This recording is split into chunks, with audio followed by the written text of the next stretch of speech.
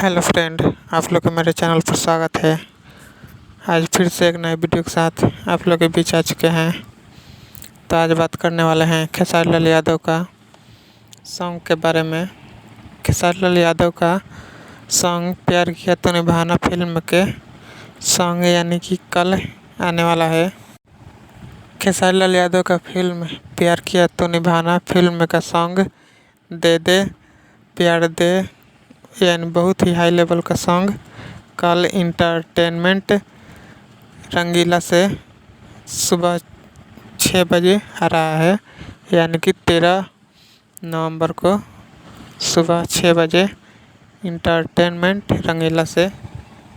तो आप लोग कल सुबह 6 बजे इंटरटेनमेंट रंगीला पर जाकर इस सॉन्ग का देखिए और ढेर सारा प्यार दुलार दीजिए।